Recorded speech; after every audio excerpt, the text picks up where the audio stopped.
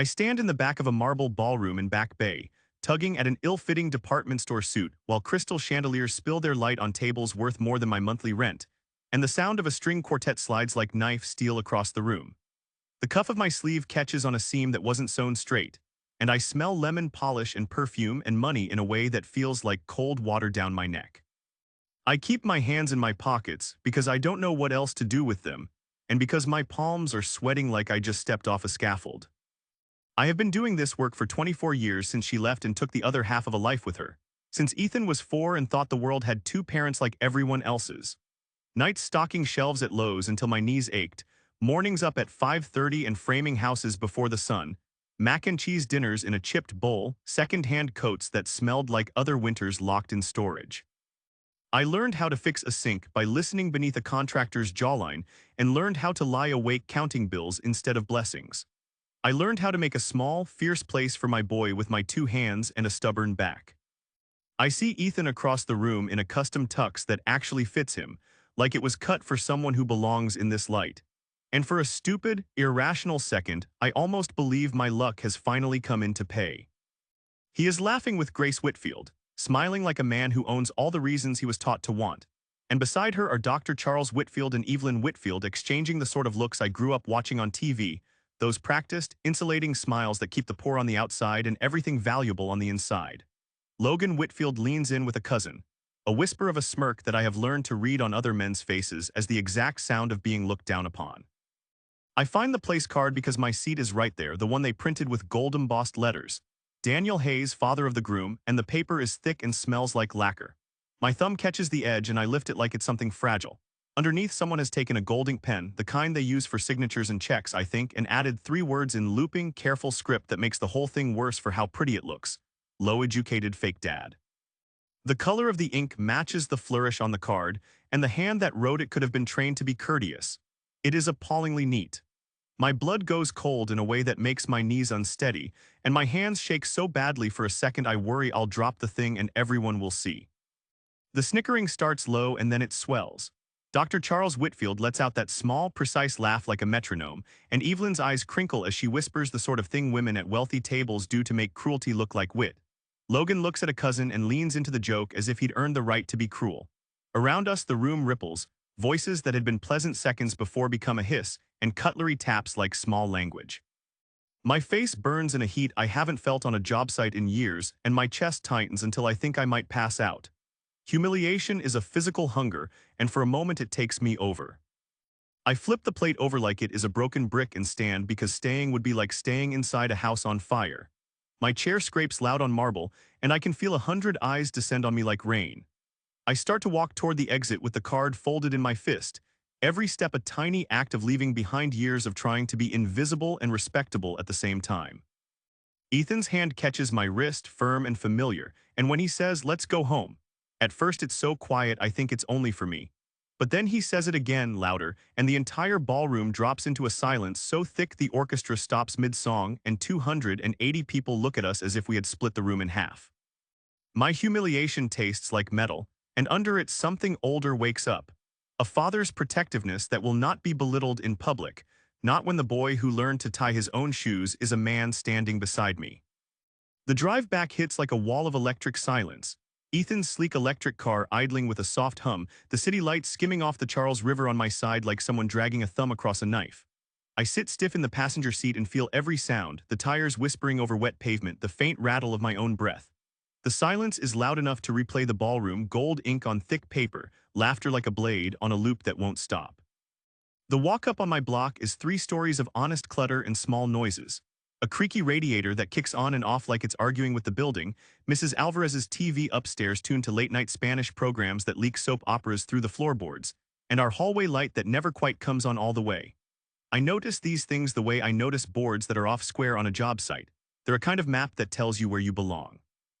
Ethan opens the door for me like he always has, like some habits are iron strong despite the rest of the world trying to change them. I keep thinking about the card in my hand, the way the gold ink looked practiced, almost polite. Ethan doesn't say anything at first. He takes off his jacket and throws it over the back of a chair, then nods at the radiator like it owes him apology money. He slides a phone across the kitchen table without touching me and says, "Watch." The clip jerks into view, shaky like someone trying to hold their nerve, and the ballroom looks colder on his screen than it did in my head. On the video doctor, Charles Whitfield moves with that practiced slow kindness of rich men who grease things with other people's money. He hands a gold pen to a cousin with a smile that means a favor, and you can see Evelyn's mouth in the corner of the shot. She smirks. The kind that comes from a family used to other people's discomfort being their entertainment. And then Grace Whitfield, leans over and not even quietly calls me a formality as if I am a filing cabinet tucked into their wedding like some decorative necessity. The camera bumps when the cousin writes. You hear the scratch of the pen like a verdict. The clip is not long, but it feels like a rope around my neck. My reaction is a quiet kind of violence, something quieter than a punch but just as abrupt. My stomach goes hollow and then heavy, like someone has nailed a board across it. I can feel the chair under me, the grain of the table, and the taste of metal behind my teeth. I laugh once, and it's a small, dry thing, not because it's funny, but because the world has gone absurd and I'm in it, and they think I'm the joke. Ethan watches me with that face he had as a kid when he figured out a puzzle, calm and fierce and frightening in its focus. He tells me he saw it happen with his own eyes. He'd slipped out with the groomsmen for a smoke break 20 minutes before the vows, and that he recorded the whole thing because he's never been one to let bad behavior go unlisted. He says he didn't tell me sooner because he wanted the footage to speak when we needed it to, not as a cheap retort. He says flat that he never signed their prenuptial agreement, which stuns me because I'd thought the papers had been filed already and that their money would be a wall between us and any kind of fair fight. He tells me he's been building his own base quietly for years, buying up bits and pieces through Sentinel Holdings, and Hayes Capital trusts the way someone stacks bricks on a crooked wall until it stands straight. Ethan mentions numbers like someone reading them off a ledger. He already controls 46% through those entities, he says, and only needs a 6% stake, 6%, like Henderson's pension pile on the block, to tip the balance to a 52% majority. He says he's been waking at 5:30 for months, getting up before the world to make trades and calls and patient moves, and he says not to celebrate anything yet because there's work to do that won't look like revenge, it's going to look like cleaning. He slides a folder across the table, taps his thumb on it, and smiles without humor. Sit down, he says, and he says it in a way that isn't bossy, but that carries the weight of a plan already in motion. I sit because my knees don't trust me to do anything else, and because for the first time in a long time, I'm interested to see what my son has built without telling me everything. I wake before dawn to the smell of brewed coffee at 5:30 a.m., the kettle clicking off while the city is still holding its breath, and the light through the blinds is a thin gray promise. Ethan stands at the kitchen counter in a tailored navy suit like he stepped out of a different life, and a manila folder sits there like an accusation and an offering both, thick with corporate filings and ownership documents that feel heavier than the weight they show on paper. The radiator sighs, Mrs. Alvarez's TV upstairs mumbles its soap opera through the floor, and for a second the whole apartment feels like a stage set where the important scene finally gets shot. Ethan slides the folder toward me with the easy patience of a man who has rehearsed this moment in his head until it was a fact, not a wish. He says our old company, Sentinel Digital, was sold to Cobalt Systems last year and that the sale put $52 million into his account. He says it quiet, like he's telling me something I already knew in my bones but couldn't name, and I taste that number like cold metal. He tells me he kept it private because money changes how people look at you, and he needed everyone to keep being themselves so he could learn their true faces. He lays out the rest with a calm that feels engineered to steady me. Over the last 10 months, two shell entities, Sentinel Holdings and Hayes Capital Trust, have been buying minority shares in Whitfield Hospitality Group. Small buys slipped into the market like mortar between bricks. Between them, he already controls 46% of the outstanding shares, he says, and then he taps a page that lists transactions and timestamps like a rosary. He points to a ledger and mentions a Henderson equivalent pension stake that holds 6%, and how if that stake sells into market at just the right moment, the math snaps his control up to 52%, a majority. He tells me the number without flourish, as if 52 is simply the answer to a sum he solved before breakfast. My knees buckle when he says the word 52, and I sink back into the ancient couch that has sagged like it's been keeping time for both our lives, the springs answering with a tired creak. The folder is real, he says. The corporate filings are authentic, notarized, and photocopied for any lawyer that wants to stare. He points to boardroom proxies, proof of beneficial ownership, and filings that show the shell entity's chain of title. The signature blocks are there like stamps on a passport. There is pride in me that feels hot and dangerous, pride that the kid I raised can move through high finance with the same steady hands he used to hold a hammer, and there is astonishment that turns my chest cold because the plan reads like inevitability.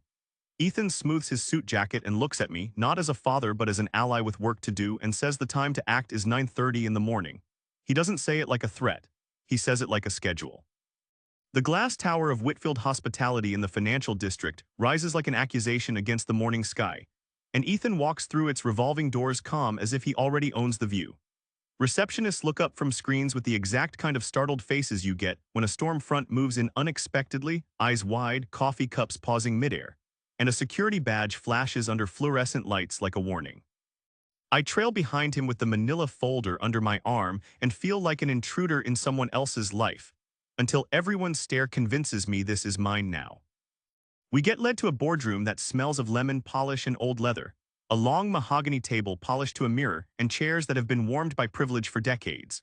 Dr. Charles Whitfield is there at the head of the table, the posture of a man who has never been surprised by anything less than a citizen revolt, and Evelyn sits with her pearls and the slow, clinical smile of someone who studies people as a biologist studies insects. Logan looks restless but not ready. The room hums with the cautious, low voices of the board and a clutch of lawyers who already have their phones out and their legal pads opened like shields. Ethan sets the manila folder down with a flat, precise motion and slides it toward the center of the table, like laying a blueprint over their plans. He does not shout, he does not smirk. He looks at Dr. Charles and says, without preface, effective immediately, I control 52% of Whitfield Hospitality Group. The words land like a gavel. He then opens the folder and lays out the corporate filings, chain of title documents, time-stamped bank transfer proofs from Sentinel Holdings and Hayes Capital Trust, proxy statements, and beneficiary affidavits that show the share purchases over the last 10 months. Each paper has a date, a seal, and an array of legal signatures that fall into place like dominoes. You can hear Charles sputter, the kind of stuttered outrage that remembers only insults, not strategy, as he fumbles for the language of authority he usually keeps at hand. Evelyn clutches her pearls like they're a prayer bead or a talisman against the unfolding. Logan shifts in his chair, stunned into a kind of fossilized disbelief, as if the floor has slid out from under the family script. The lawyers in the room go to work, but their urgency is different. They look at one another and then at Ethan's documents with the same question. Who ordered this plan and where did they get the receipts? Ethan lays out the numbers with a kind of dry arithmetic that makes the room tilt. Sentinel Holdings and Hayes Capital Trust combined ownership equals 46%. The Henderson equivalent pension stake belongs to a third party holding 6% on the market. If that stake sells as we've arranged, my control becomes 52%, which legally conveys majority rights. He slides a series of wire confirmations across the table, stamped and time-stamped, and the lawyers lean in like he's offering evidence in a case they thought they'd never try to win. It is not theatrics. It is meticulous work done in the dark until the morning. Then Ethan does something that feels like a quiet mercy to the room. He announces immediate termination of all Whitfield family members from leadership positions. He says the word steady and without relish, and then he adds the practical. Severance checks will be mailed, transitional counsel will be appointed, and security will escort you from the premises to allow for a safe exit. The security team, who have been watching from the doorway, move like clockwork. They offer arms and a professional distance, and the Whitfields leave with the confused dignity of people who have just been told their roles in the play are over. Watching them go is harder than I thought it would be. Part of me wants to clap so loud the chandeliers rattle, because the humiliation they handed me in a room full of people has been measured and returned in cold, quiet math. But another part is stunned by the drama of it, by how quickly an empire can look like a house of cards when someone finally turns the hand. I feel triumphant, vindication tastes like dust and iron, and I feel hollow in that small space where I expected fireworks. There is a thin ache that feels less like joy and more like the silence after a storm. A place where you can hear the settling of bricks and the distant city moving on. Ethan slides a hand into my back like the old habit of steadying a kid on a ladder, and we walk out together through the revolving doors into the street sunlight. The tower behind us is still glassy and tall, but inside there's a new hush and a flurry of paperwork that will take weeks and lawyers to unpack. I walk beside my son and hold the exact mix of pride and emptiness that comes when something heavy finally tips the world right. And I keep thinking that the victory feels less like an arrival, and more like a beginning I didn't entirely imagine. The morning after feels like a storm front, my phone buzzing so much I thought it might melt in my hand, and the Boston Globe headline blares across the screen. From work boots to boardroom, son ousts elite in-laws, and my name is tangled into the byline like a stubbed toe. Feeds light up with threads and videos and hot takes, and every barista, neighbor, and cousin calls or texts like the world has suddenly been given permission to weigh in. The whirl of it is loud, and for a minute I sit on the couch with my coffee gone cold, watching strangers decide what kind of man I've been for 24 years. Reporters come with notebooks and smiles that feel like scales, and local TV sets up a camera by the walk-up like we're a museum exhibit. Auditors in gray suits arrive at Whitfield Hospitality and start pulling documents with the kind of careful violence you only see when someone wants to erase a footprint. Federal investigators open inquiries into embezzlement and tax irregularities, and I hear phrases on the news that I learned from neighborhoods and not law school. Shell transfers, suspicious dividends, offshore wires. The Whitfield's private ledgers, which once read like a hymn, begin to look like a confession under a magnifying glass. Grace Whitfield's curated life unwinds in public.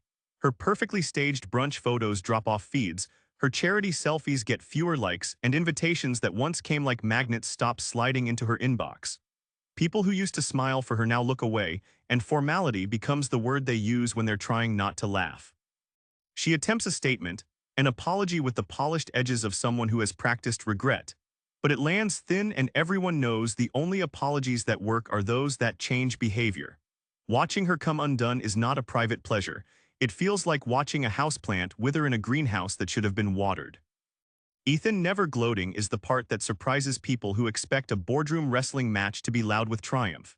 He consolidates quietly, moves Sentinel Digital's headquarters downtown into a sleek riverfront office that smells of new leather and less worry, and he hires independent auditors and counsel to clean the ledgers rather than pry for revenge. He keeps Sunday pot roast with me sacred. He shows up, car keys on the table, rolling pin for the shining roast, and we sit and eat like the rest of the week is negotiable and not the thing that defines us. Those dinners are small islands of old comfort in a sea of new noise. I watch Ethan and I feel a churn inside that's not all satisfaction.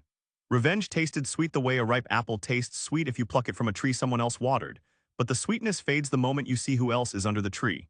Cousins who took a joke and now sit without jobs, house staff who lose their paychecks, young associates whose careers get tangled in subpoenas.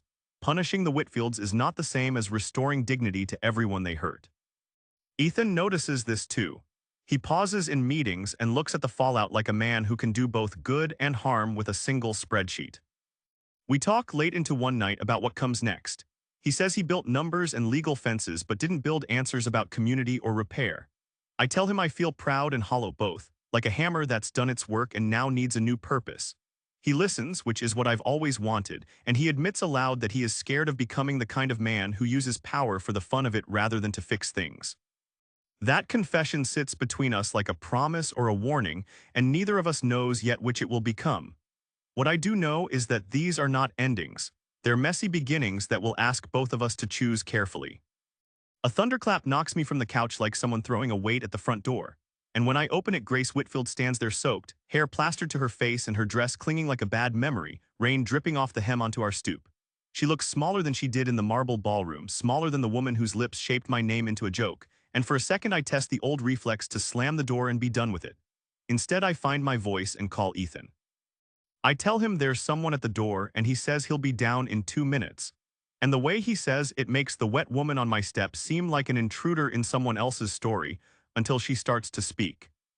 Grace's apology comes in fits and starts, words spilled like a purse overturned. Pressure from her parents, fear of losing a place she'd been taught was her birthright, 100 little compromises that added up to cruelty. She says I'm sorry as if the sound of it will stitch whatever she tore, and her eyes water clean and honest this time, not the theatrical kind you see used for sympathy. She tells me she never wanted to humiliate me, that she thought following her parents' lead was simply how life worked, and she begs for forgiveness in a voice that shakes for reasons I understand and reasons I don't. I listen because I've been asked to listen my whole life, and because my boy is coming down the stairs and I know how this might end. Ethan comes into the hallway with his coat over his arm and the look of a man whose calendar runs on consequences, not impulses. He does not scold Grace with the venom I imagine. He listens, which is rarer and harder than most people know. When she finishes, he speaks without heat and without spectacle. He says he's glad she apologized, but that apologies don't undo ledgers. He then reaches into his briefcase and slides a document across the hall like a carpenter laying down a straight board. a signed non-compete and settlement that prevents any Whitfield from holding hospitality shares or operational roles in the state for the next 20 years. The paper is stamped and witnessed and written in plain legal language that has both mercy and teeth. Grace looks at the document the way someone looks at a life raft that is the exact right size but not what they wanted. Her tears come harder now because the future she imagined is being measured in the ink of a contract. She begs again, this time quieter, promising to change, asking for a chance to work for good without losing everything.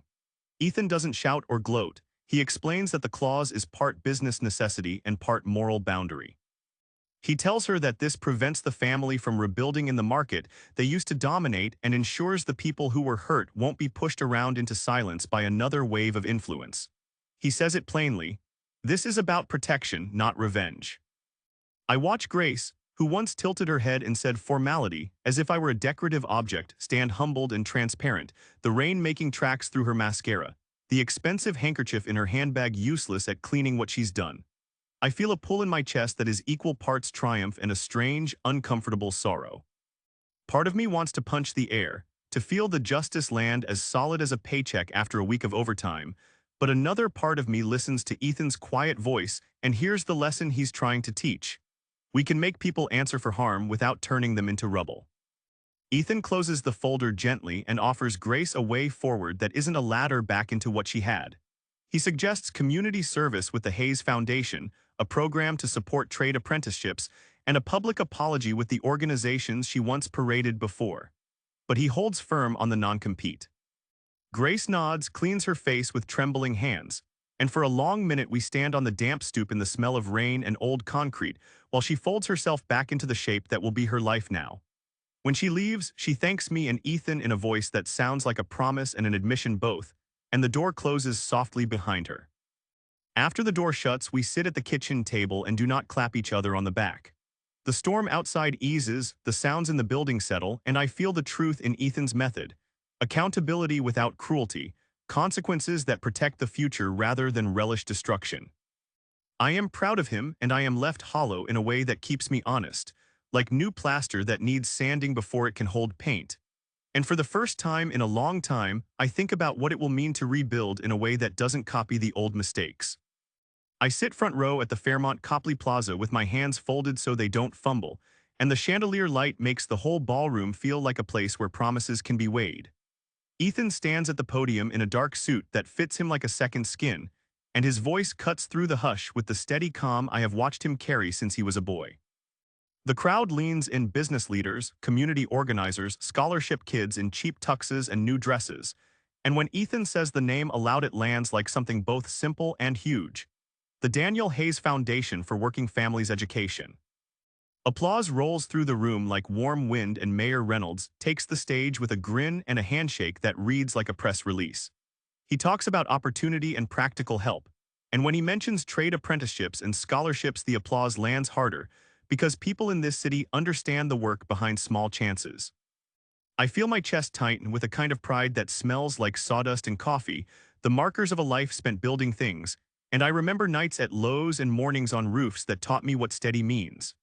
Ethan looks at me and gives the smallest nod, the sort of quiet acknowledgement that says he remembers all of it too. Ethan lays out the foundation's mission with a clear voice and no showmanship. Scholarships for first-generation students, trade apprenticeships that lead to certified licenses, small business microgrants for people who need seed money to turn a plan into a payroll. He names names like someone reading a roll call of hope. There's Marco from the block who's now at Northeastern because of a scholarship, and Jamal who learned refrigeration through an apprenticeship and just earned his certified trade license. And Ava, a scholarship recipient heading to Dartmouth this fall with a backpack and a list of courses already circled. Each story is a small sun, and the room brightens with a kind of truth that feels warmer than applause.